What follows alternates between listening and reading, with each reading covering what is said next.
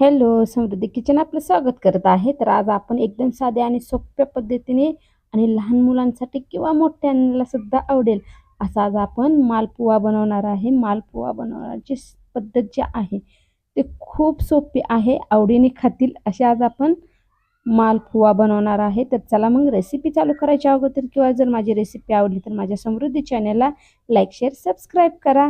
तर चला आता आपण सुरुवात करूया. सुरुवातीला मी एक स्टीलचं भांडे घेतलेलं आहे. तर त्यामध्ये आता आपण 1 वाटी पीठ घेणार आहे, म्हणजे गव्हाचं पीठ घेतलेलं आहे. आणि 1 छोटी वाटी आता आपण त्याच्यामध्ये रवा घेणार आहे.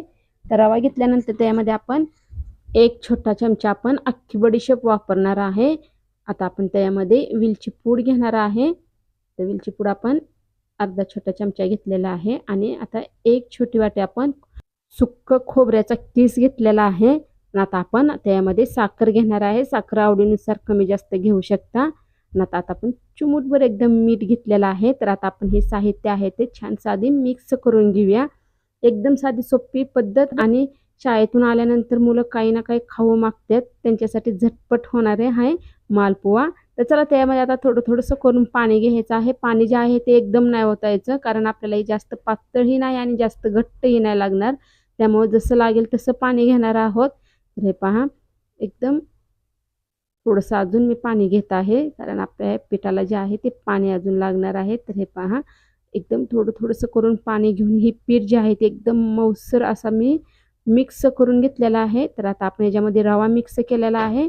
तर आता आपण काय करणार आहे, थोडंसं एक 5 ते 10 मिनिट जे आहे ते झाकून ठेवणार आहे. तर चला मी 5-10 मिनिटांनी तुम्हाला दाखवत आहे. तर हे पहा, हे पीठ एकदम खमंग असा वास येत आहे. तर चला आता आपण एकदम गावरान तूप घेतलेला आहे. तर आता ही तूप जे आहे ह्या पॅनला लावून घेणार आहोत. मी गरम करण्यासाठी अगोदरच पॅन ठेवला होता गॅसवर.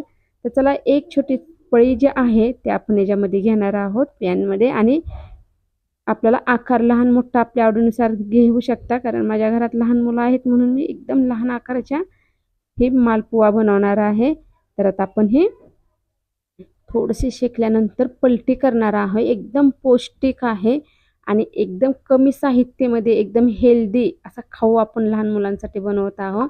तर चला आपण पलटी करून घेणार आहे. तर हे पहा, एकदम छान असं भाजलं गेलेलं आहे. तर आता आपण वरून सुद्धा तूप लावणार आहे. तूप आवडत नसेल तर तेलाचा सुद्धा वापर केला तरी चालेल. तर चला आता आपण दोन्ही बाजूने हे मालपुआ आहे ते एकदम खमंग असं भाजून घेणार आहे. आणि हमेशा भाजताना कमी गॅस ठेवायचा आहे. कमी गॅसवर आपण हे भाजून घेणार आहे, म्हणजे छान भाजलं जाईल.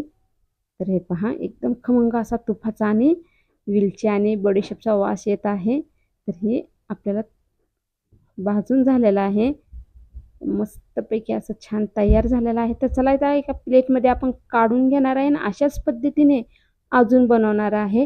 तर घाई गडबडच्या वेळेस जर मुलांनी खाऊ मागितलं तर ह्या पद्धतीने करून द्यायला काही हरकत नाही. एकदम हेल्दी, एकदम टेस्टी आणि कमी साहित्यामध्ये आज आपण मालपुआ बनवून तयार केलेला आहे. तर हे पहा, तुम्हाला दाखवते, एकदम मस्त असं झालेलं आहे आणि याची टेस्ट सुद्धा एकदम छान झालेली असणार आहे. एकदम गरमागरम खायला मस्त लागतं.